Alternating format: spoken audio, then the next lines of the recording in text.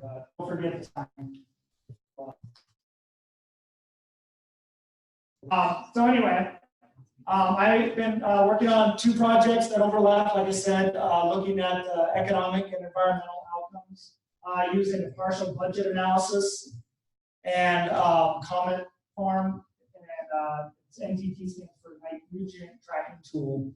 And so I'm going to just talk a little bit about the results. But before I get there,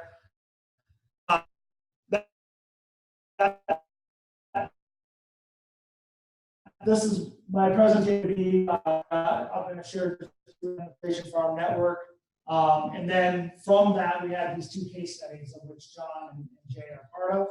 And then they'll come up. So I remember my question was, how many have already heard me talk about the economics from Jay and John? Just have an idea. Yeah, so that's good. That there's not too many in this case. So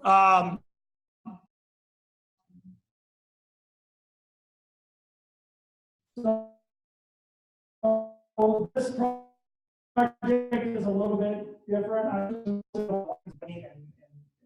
contributing to those issues. So I think you've all heard a lot about that. What this project is focusing on, in particular, to talk about those issues, is that there is a lot of evidence out there, anecdotal and scientific evidence, about the benefits of soil health practices. And so again, we've been talking about some of those today. And again, this group has been meeting for quite some time now, and we've heard about those. But there is a lack of quantitative evidence about the economics of soil health.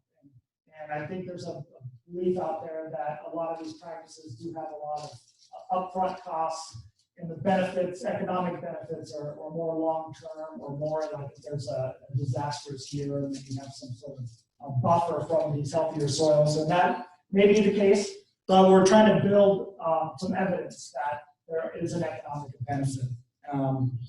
And the other piece of this is from this study that looked at 55 studies over 25 years and showed that what influenced folks to adopt conservation was had these 4 common information, acceptance, kind of a cultural expectation of these practices, and then having positive attitudes about environmental quality. So this project is really focusing on providing information and also showing that you have neighbors that are doing these things, and so there is sort of a cultural component. I want to just give credit to Flo Swartz, who many of you may remember. She was with NRCS New York for many, many years. She recently retired. She's an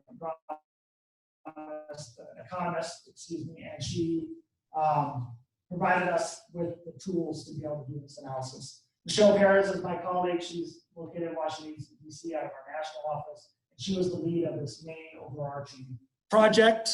So I wanted to give them credit. And so there was this overarching project that was across the country that looked at the economics on 3 other farms. And so I'm not going to go into those today because it doesn't really directly affect these rooms, although those other 3 watersheds economic benefits. And we at AFT, we're small, we have a limited staff, so we picked watersheds where we were already doing work. So I am already doing some work in the Genesee River watershed, and so we didn't have this other project that I'll talk about in a minute. And so we had to kind of pool our resources, and these are the watersheds that we selected. But there are other case studies out there from AFT that I'm not going to talk about today because of time and the focus area of this. So that goal was of this main project is really 2 main pieces, which was first we need to quantify the economics and the environmental outcomes. So how are we going to do that? So we had to, especially because Flo has done these before, but she did it on her own. So everyone knows, like, if you make a spreadsheet, it's really hard to just have someone else jump into your spreadsheet because it's how your mind thinks. So Flo had these spreadsheets already created, but it was for her. So she had to make them for everyone to use, for me to use. So it had to be very simple. And so we had to first come up with these tools. Which tools are we going to use? How are they going to be used? And then the second piece is kind of what I'm doing now. Is now that we have some of these tools, to get out and share this information, provide it to other folks like me, ag service providers, to help again encourage these practices. So that's the two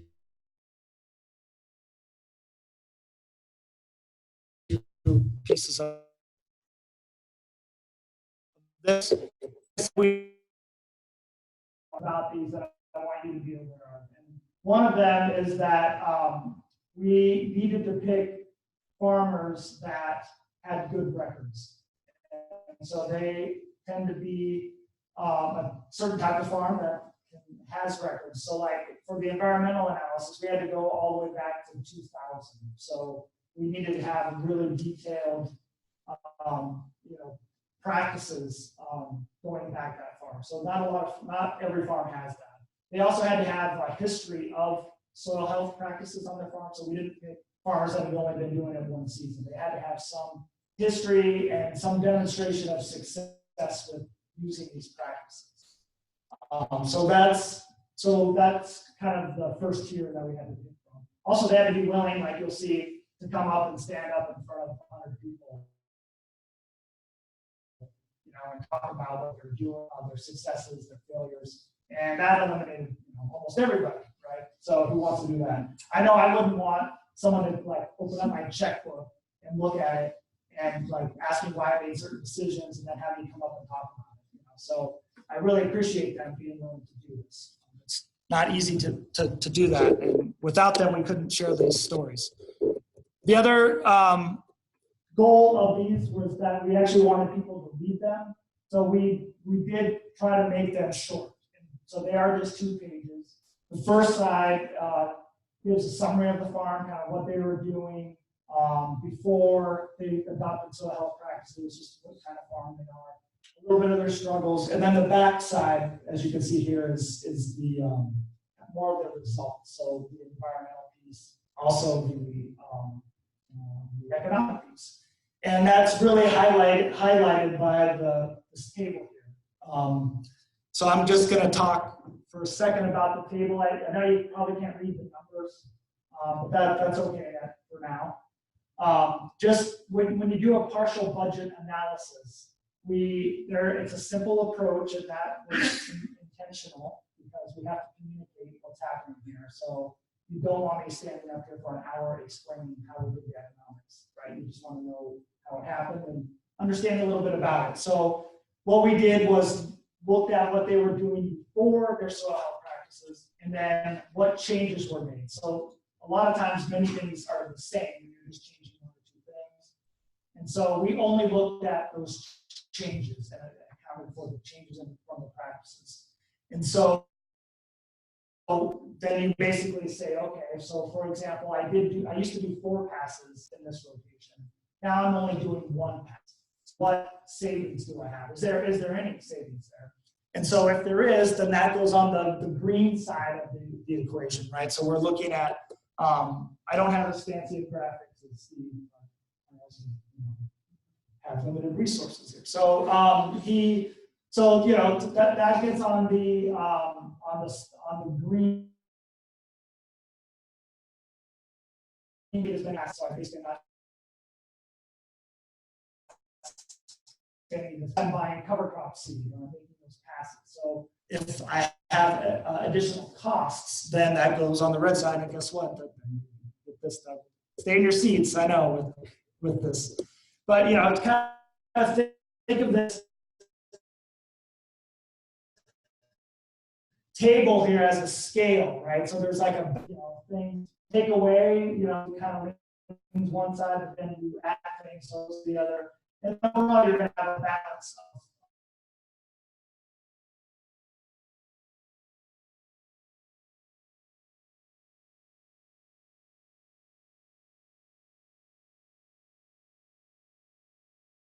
of to discuss risk and reward. So there are risks, economic and otherwise.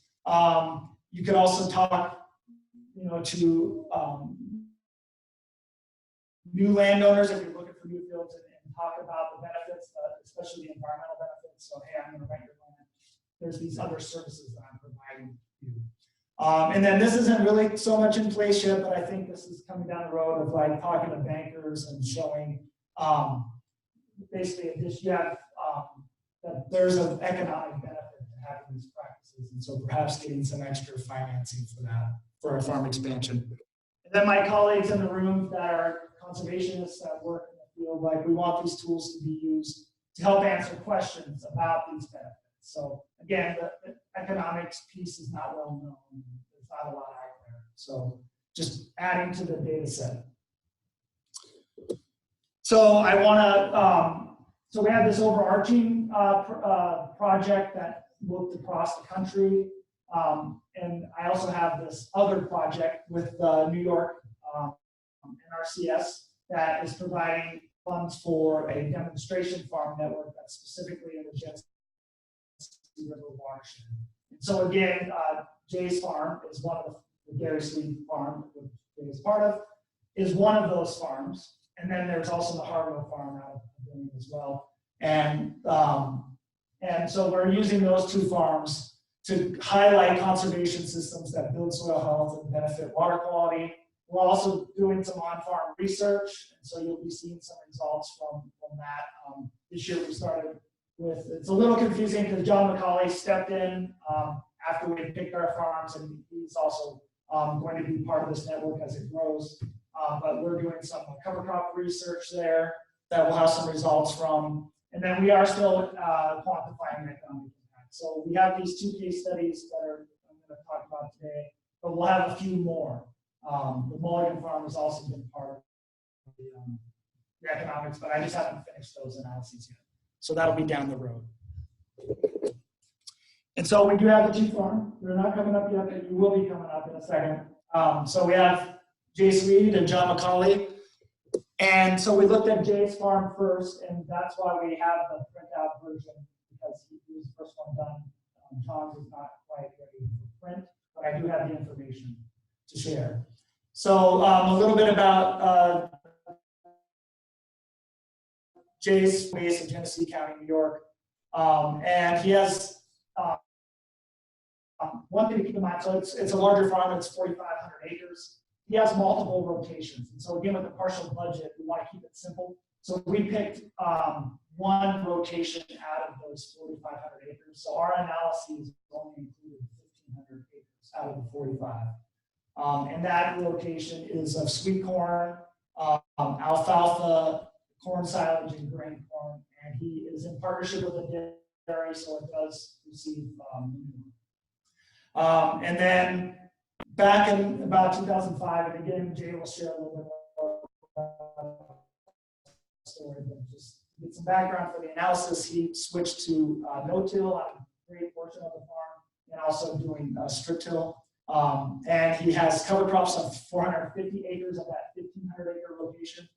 And he's also doing some nutrient management. And so we looked at those things, and we looked at, okay, what was he doing before? Now he's doing strip-till. Strip-till is part of this 1,500 acres. So he's doing strip-till, he's doing some cover crops with a little bit of a mix. It kind of depends on the situation.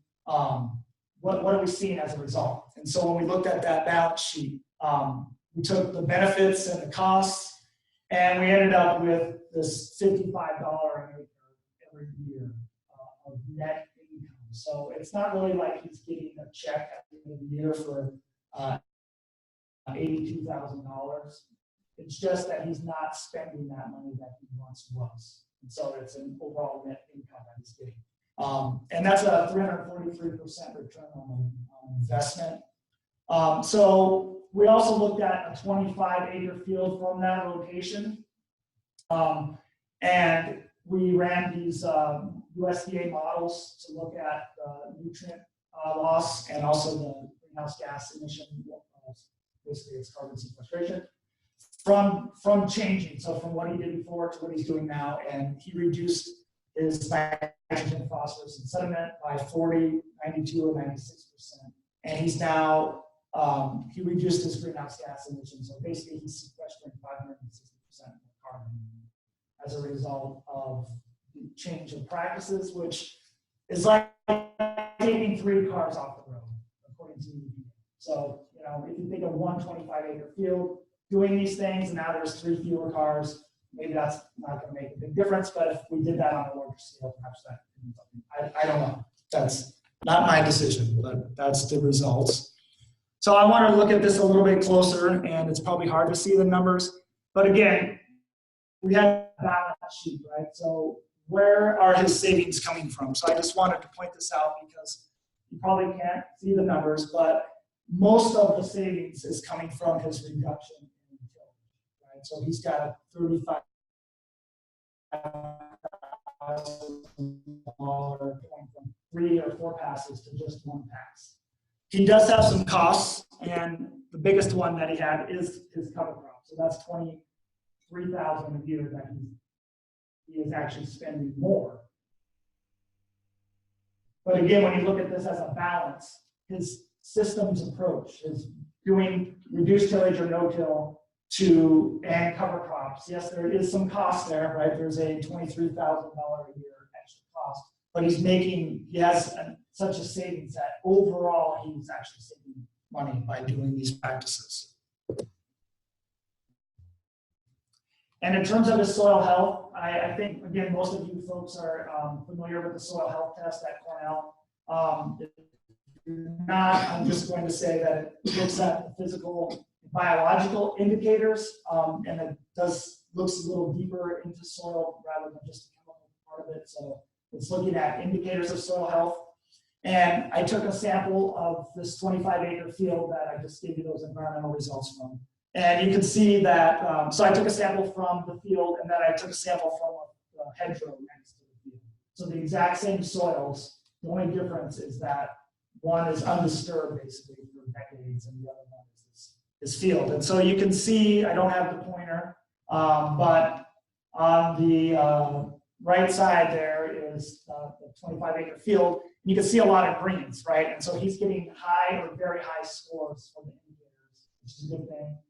And it's basically providing very similar ecosystem services that this undisturbed field is. And that's from him doing strip till and cover crops. And he is putting on manure.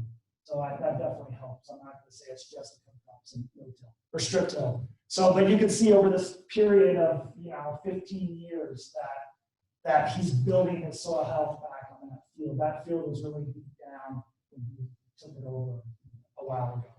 And so, combining these practices again is like getting him a certain level of soil health. And that when I was at Cornell, and so I'm going to kill myself on this thing.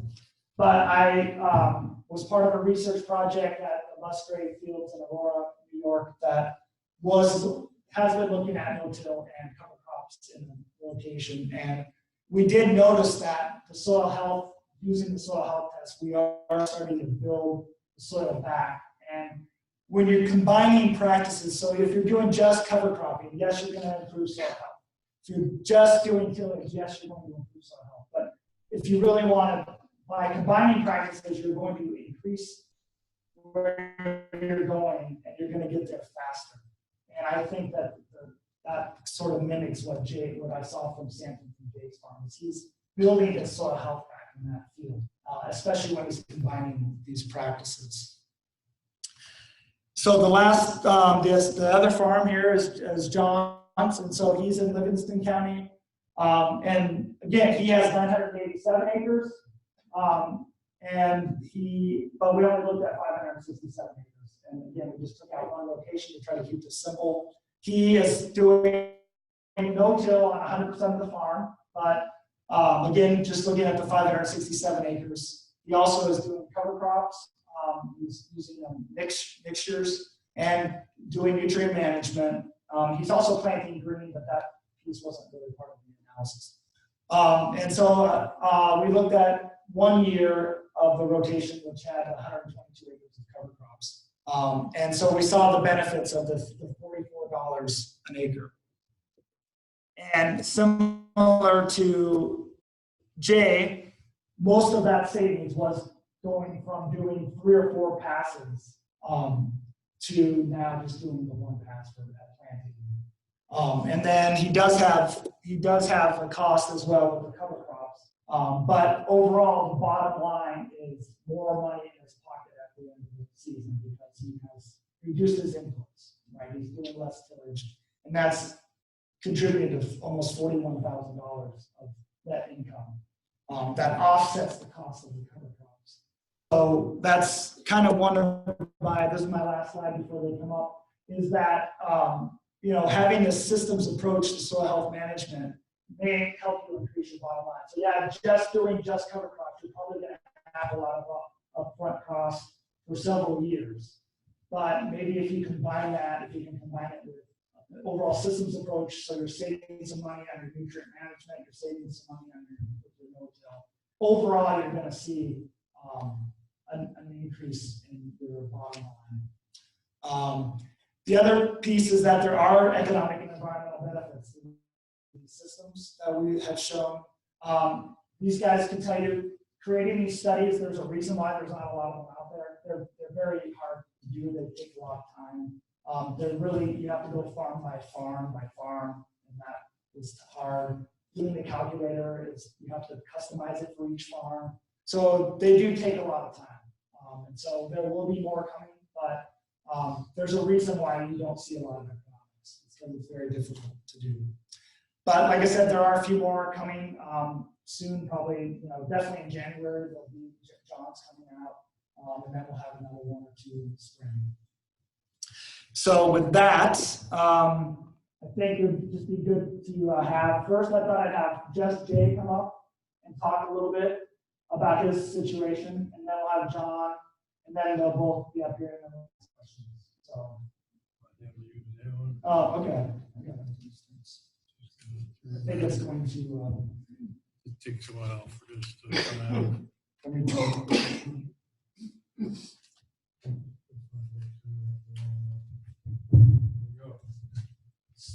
Yeah, so Jay, I just thought, you know, we're just going to have like 5 minutes or so to just give your background, you know, what you're doing, just what your farm is, and some of the changes that you made.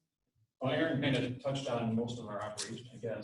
But first thing I want to say, I kind of feel uncomfortable getting up in a room full of people that are probably more proactive on soil health than I am, and it's really not easy to get up and talk about it. I see some people that are probably doing a lot better things than what we are. But as far as the experience that we have, as Aaron said, we're a 4,500 acre crop farm.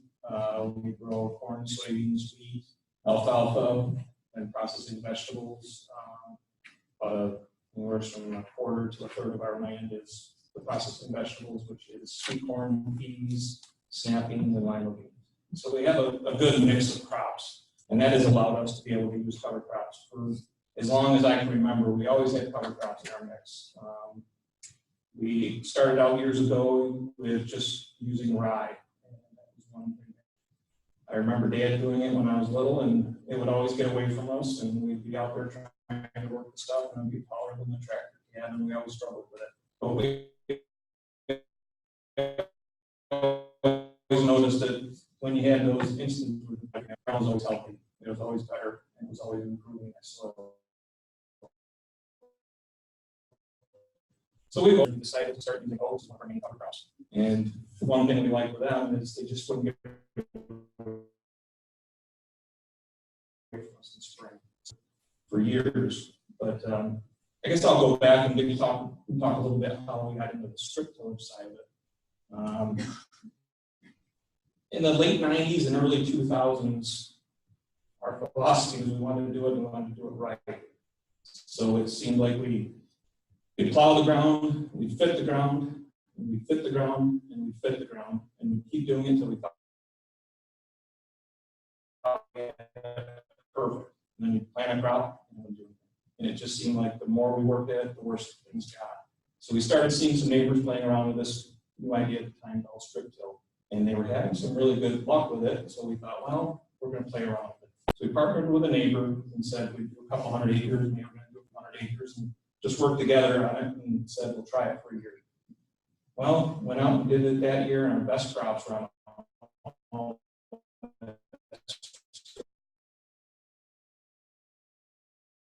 till ground, and it kind of opened our eyes that we had some issues.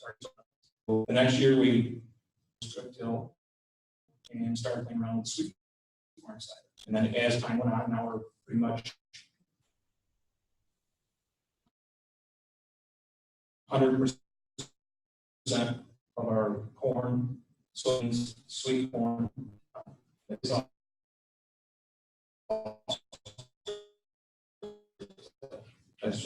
our main practice.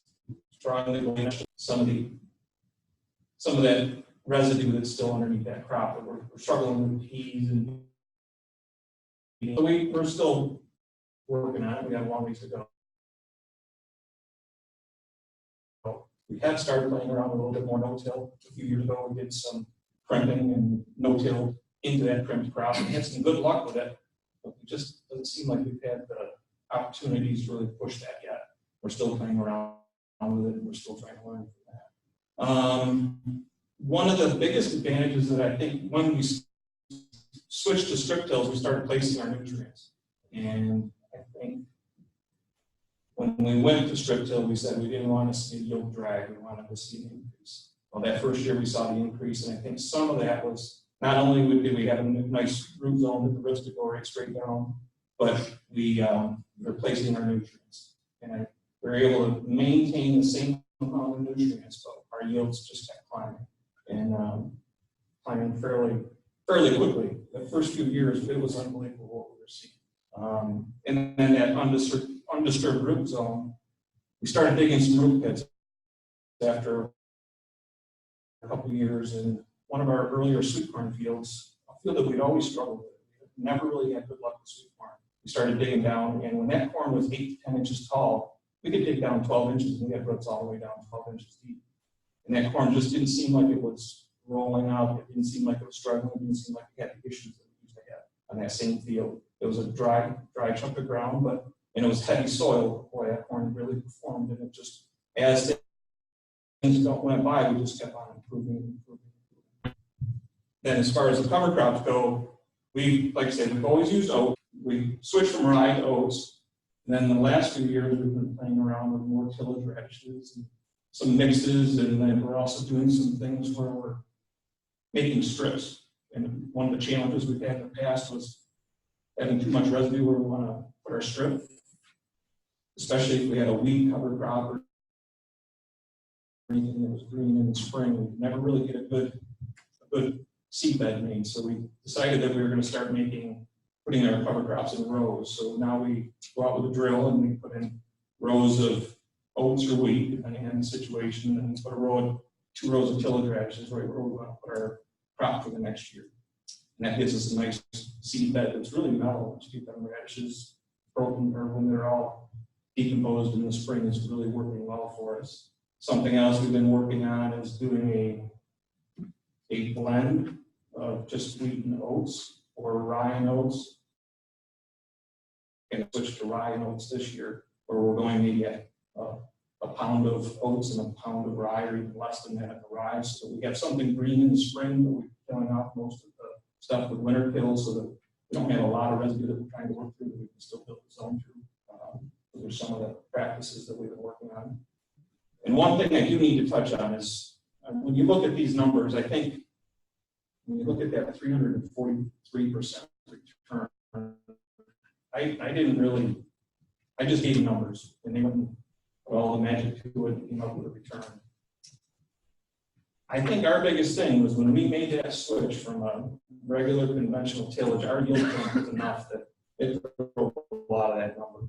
It was a significant part of that whole process. It kind of changed our whole operation.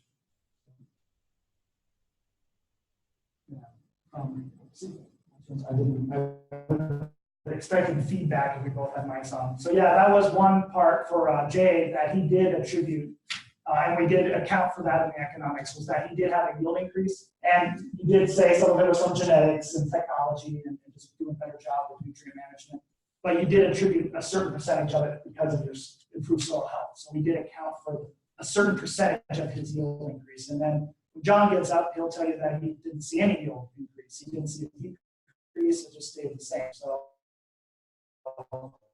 We didn't put that in the economics, but that was definitely another thing that bumped his, Jay's increase was your, because you have that additional income. Well, and through the whole process, we just recognized how important it was to place those nutrients. We're trying to place our nutrients, use the broadcast, measured in the broadcast, whatever we needed. We're really focused on placing everything now. We're trying to place some with the seed, below the seed, beside the seed, doing all different kinds of things. And I think those strip tills can help us do that and kind of open our eyes up to that. Yeah. So I do have lots of questions, but for time, I was just going to ask you one, just kind of based on Eric's presentation today. I remember that you did have some challenges to overcome, and one of them was you did purchase some technology to help you with the strip till. So maybe just address that for a second. So when we first did the strip till, the first year, we figured out that you really want to make sure that you're putting that your planter is going right over top of that strip. And so we started playing around with auto-steer technology, and when we got our own equipment, we bought auto-steer and we had it on just a strip tiller. Worked great, did a nice straight line, but when you came in with a planter, you could follow it, but it wasn't the easiest thing to do. So the next year we bought auto-steer for the planter, but then we started having problems with that drift that Eric was talking about, where you build a zone, and the time you came back in, the rows had drifted. So then you'd have trouble where you were not getting in place right on top of that row. We made the switch to RTK, and then that was what really made it work for us. We were able to place that seed pretty much in the center of that strip every time, and that was really probably the biggest benefit that we see. It getting to that RTK, it was able to, them roots to go right straight down through every time. So that was a big plus for us. Yeah, and an investment. So. An investment, but it was well worth it. Yeah. Now we don't have to steer. Yeah.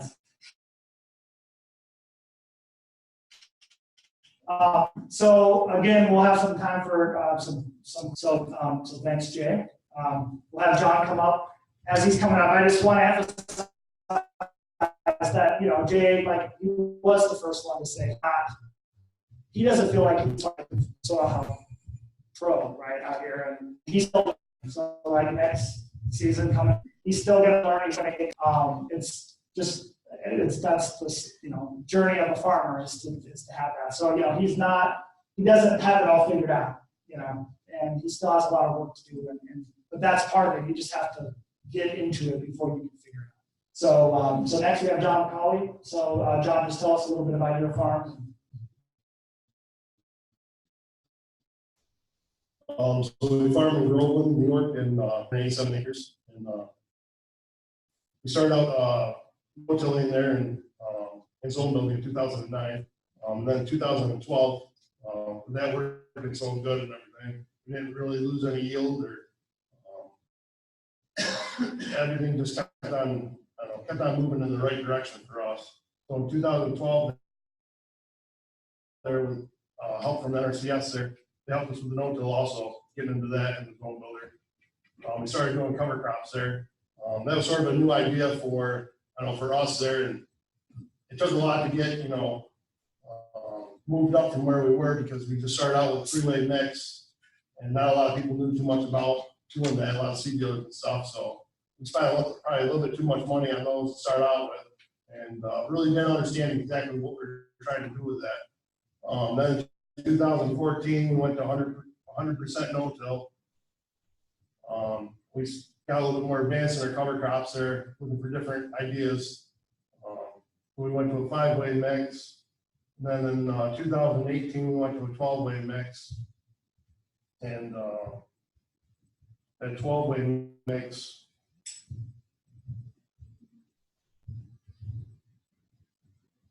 so that's for a 12-way mix, we're using oats, winter peas, berry vetch, radishes, purple top turnips, buckwheat, cereal rye, sunflowers, pearl millet, some hemp, crimson clover.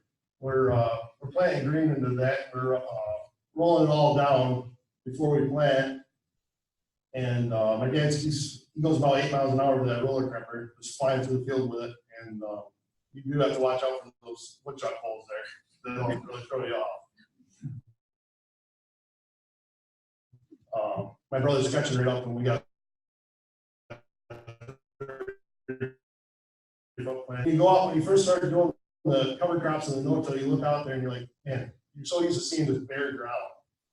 And for, the first week and a half, or I guess 4 weeks there, you're just like, you said, oh, this is actually gonna work. But every year, I mean, it's continuing to work. And with that, we haven't seen any yield decrease at all. And but I haven't seen any increase in it because I got sort of we're getting a little bit more with our fertility, or put that to it, and I don't know, maybe it all simulates together, but I really can't say that from the cover crop is actually, helping that aspect of it.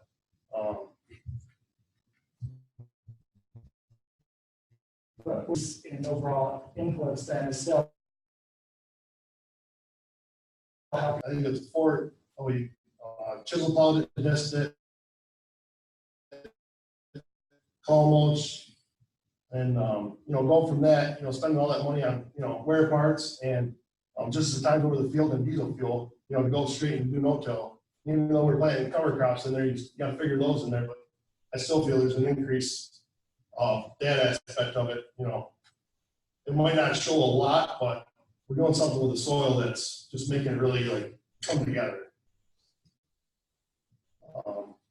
Now, we had a field day at our place there this summer there, and we did a couple different cover crop plots there. A couple of the mixes that I was doing in the control there. We also did some interseeding there with Stephanie Castle there in her group. So we did some 16-inch corn, which is sort of out west there.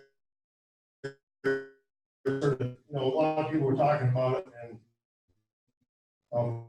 but for 16 corn, they say they got 35,000 population on 30 inches. We got 194 inches. They're 194 bushel. And it was the same with the interseeded cover crop in there. So there was no loss actually going out there and doing it. And where the corn was really good, the cover crop really did, the interseeded cover crop really didn't come up all that good. So I'm hoping maybe those seeds went sort of dormant, and in the springtime they're just gonna pop right up.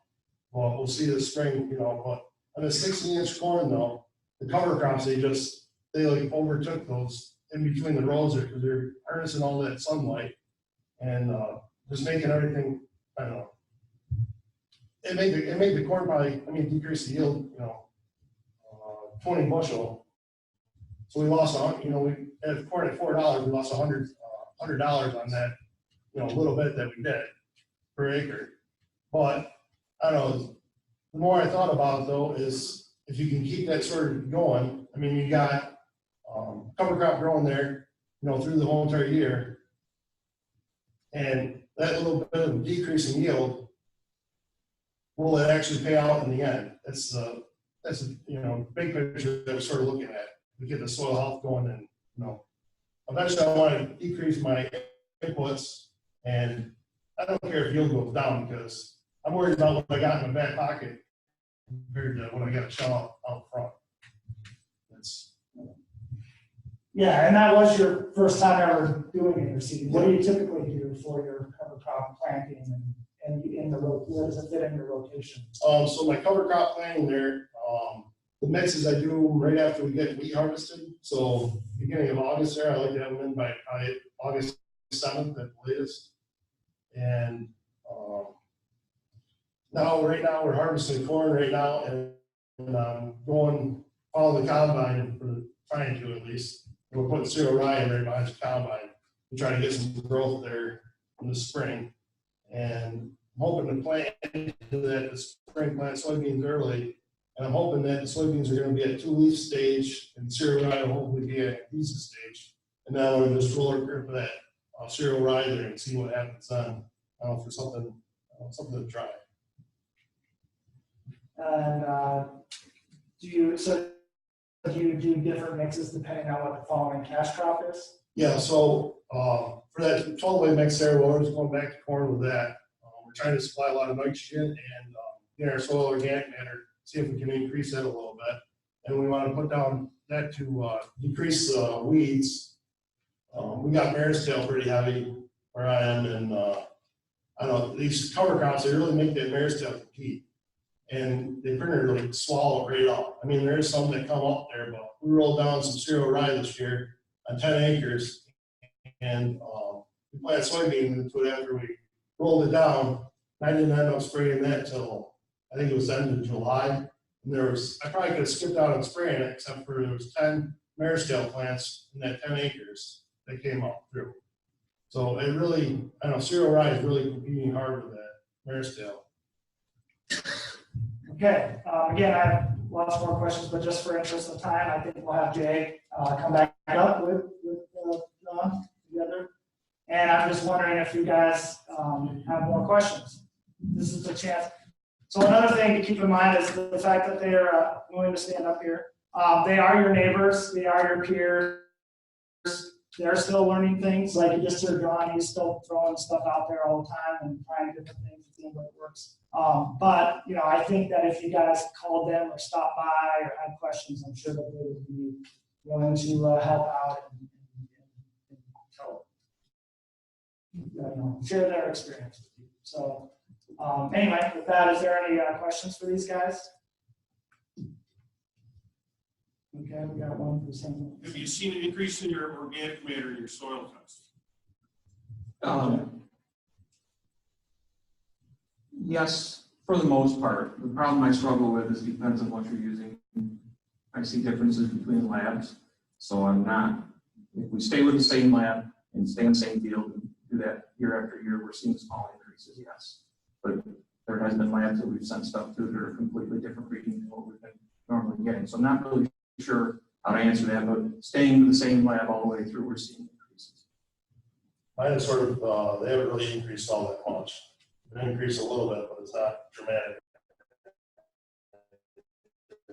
I think so, I don't know. Seems like it's taking longer and longer for them to actually increase. I mean, once you get all that biomass start rotting down, I suppose they're gonna, you know, start coming up, but sort of freshly, you know, do with that stage of it right now. Yeah, because again, it's only been since for John anyway, 2012. And when did you start planting green? 2014. Yeah, so 5 years. So I mean, we should see some difference, but anyway. On the field that Aaron used, that 25-acre field, that was a really tough piece of ground, and we've worked that for 20-some years now. And that ground used to be one of those farms where we really didn't want to work it, but we owned it, so we had to work it. And as time has gone by, we went from just trying to grow alfalfa and trying to grow wheat, maybe some grain corn 1 or 2 years, and trying to just at least have a crop on it. And now we're growing snap beans, lima beans, sweet corn. Every crop that we have, we grow on that ground, and it's producing just as well as any other ground we have. So we've noticed an increase on improvement on that soil. Not to say that it's always going to be our best crop. It's not very forgiving ground, but has been a big increase. The other thing is that I can't remember the percentage that they're at, but John was a dairy up until 2017, so these fields were getting a lot of manure anyway, or the right amount of manure at the right time. But they were already, you know, getting feds, and so to make it that much better, it might be harder to see an improvement because they were already maybe at a higher level to begin with. So I'm not sure specifically about, you know, certain fields, but so then we have another question back there. Yeah, John, I had a question about your 60-inch and 30-inch corn. Yeah. Like, what was the change in fertility regime when you planted that in different ways? It was exactly the same. The only thing is with the 60-inch, all we did was shut off the in-between rows, but we up the population and keep it at 35,000. Make it so it's an even test all the way across. So did you apply the same amount of fertilizer per acre? Yeah. Okay. Yeah, same amount. The other thing we're going to be looking at with John's anyway, and maybe some other farms in the area, is like when John first told me he was doing 12 species, I was like, whoa, that's crazy. Like, you know, so we're going to be looking at 0 cover crops, 1 species. I think it was a 3, a 7, and then a 12 way. and kind of look at certain indicators like yield and some soil health stuff to see, do you get that much benefit by going 12 species? Maybe just 3 is enough. Because again, to come out here and tell someone who's never done cover crops, why don't you try planting 12 species? Like that would be maybe overwhelming or too intimidating. So that's the kind of thing that we're going to be looking at with the demonstration farm network is for Western New York, right? Like some of this data is out there, but it's not really for Europe. And so we're going to be looking at some of that stuff. Is there other questions? You got anyone in the back? Why do you do the 12? So I do the 12 there. Just when you go walk into a forest, I mean, you're looking around and you see the leaves on the ground. You got, you don't have all oak trees in the forest. You got maples, oaks, hickories, walnuts, and stuff like that. So, and they're all doing something to that soil. Like you go,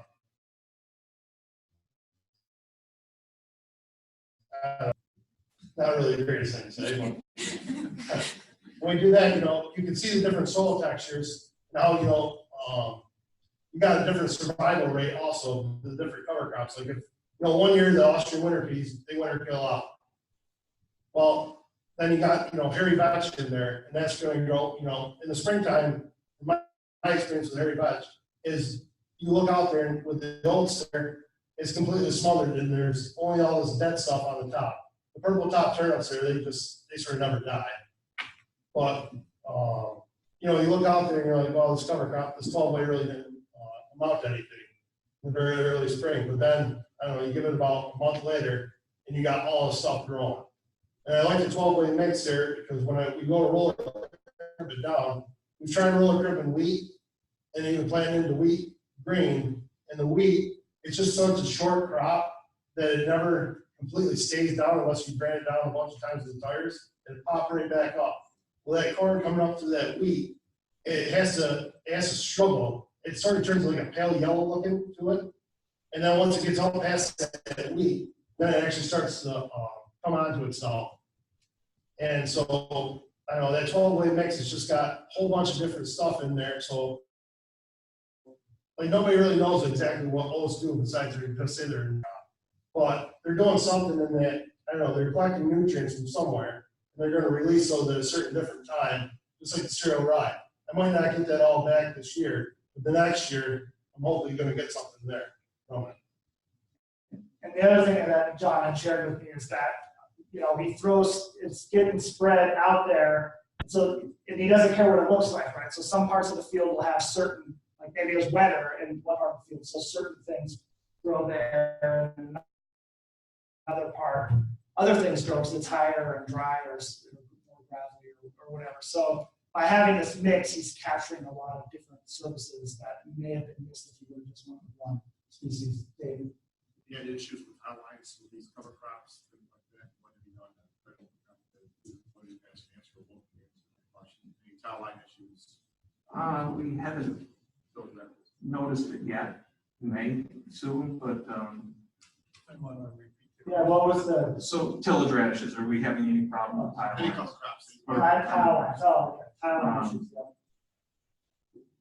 The one thing that we're trying to do is we're not trying to get our tillage radishes out too early. And so that was one thing. And then another thing we're trying to do is we're not trying to put tillage radishes out on a farm that was freshly tiled. Because I think they'll have a tendency to go right straight down. We're gonna get some compaction built into it, I guess, before tillage radishes out there and have them just go straight down through. We haven't noticed anything yet, but we've only been really doing tillage radishes for 3 years to do any amount of them anyway. The stuff I sort of noticed is with tile lines getting plugged, like my dad will go out there with the backhoe, and as you're digging, never really get that perfect, trench where you're laying the tile in. Sometimes, I mean, you try to, but sometimes you get a little hump where that water's settling in there. If it comes off dry, I mean, all those roots are just going to drop in there. The hardest thing we found is like having alfalfa grass in there. We leave it in there 7 years. And those will go right down the tile lines. Well, you never see it when you're cutting hay there usually. But then as soon as you get ready to burn that off and plant into it, and then burn it off, that wet spot will start appearing. And then you got a problem. That's the only time we've really had a problem with it. we've noticed it probably more in our alfalfa fields if we wouldn't put alfalfa on a farm that we tile. You know, within a year prior, we've had alfalfa rows go down and plug the tile probably more than anything. All right, maybe one more question. Okay, go ahead. In your analysis, are you taking into account any improvement in plant components? No, we're not. So the only thing that we account for with the plant growth really is the yield. So again, there are different ways to analyze things. We try to make it as practical as possible. So we did limit some of the, I think that's saying my battery's dying. Because we're almost done. Everybody's battery's dying. So we did not look at that. It's again, I mean, these guys spent a lot of time answering questions, doing the interview, and so we tried to limit even the questions that we were asking, just to get anybody to help us, right? Because if I told them I was showing up for an 8-hour interview, they wouldn't have agreed to do it. So I lied. I said it was going to be 2 hours, and it ended up being 8 hours. The last thing I wanted John to maybe mention in particular is it was with planting green and because we also with the demonstration farm network are going to be looking at planting green and different rates of planting the cover crop so that it won't be too thick in the spring. But what kind of advantages do you see when you're planting green? Well, some of the advantages we've seen is it's easier to plant into something that's green instead of something that's dead. I don't know, we've tried to plant into something that we've either killed off early, planted into it. And that sort of, I mean, if it rains a lot, muddle, you know, all this stuff starts to collect water, you got all this dead stuff, just sucking up the water. Well, with the green stuff, it's sucking up the water. With the dead stuff, it's just gonna lay there. So at least you got something green and growing. And I don't know, like some of the, like on our John Deere planter that we have, we took off the the no-till holder off the front of it because that was making us use a lot more down pressure to try to get it seed in the ground. We pulled that off there just to get it so we could, you gotta have sharp blades when you're going into something like 12-way cover crop mix. And getting that seed throw to close, it sometimes is a little bit of it's a headache. You go out there, when you got conventionally tilled ground, you don't have to worry about the seed trying to close it. It's easy. When you actually go and close it green, you got all those fibrous roots all just like holding that soil together. So your printer got it, you got to modify your planter. And I mean, right now we're using a 15-inch smart spike wheel with an anti-wrap shield on it there because the hairy batch, that'll wrap right up and it looks like a bale on there. You don't have something to knock it off.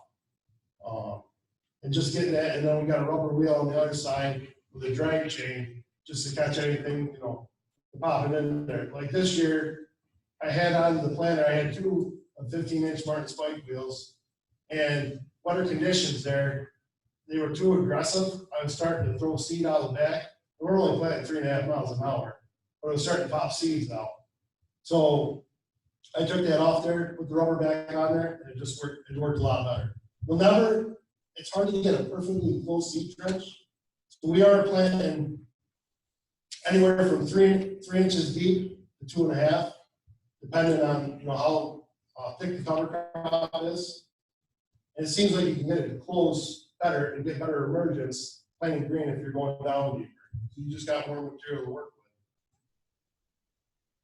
with. My dad, as soon as I told him I was going to plant 3 inches, he goes, we're going to stick it at 2.25. And I had to prove to him a couple times there, and I'm sort of glad he lets me try things, and it makes it a little bit easier, So when I have a total, totally, I can take off a little bit of the blade, but. And he's not here to defend himself. Yeah, that's true. All right. Well, I think with that, that's it for this part. So thanks, guys.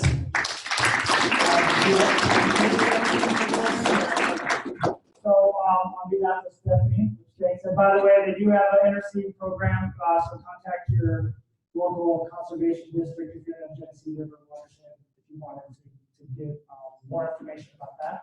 And I don't know if Dennis or Don have something you want to close off with? Well, I'm gonna throw 2 cents in on the thing about the radishes. Before, a couple times, we've had Frank Gibbs out here speak. He's from Ohio, and that question came up once. He said there's more soil in Ohio than the rest of the country total.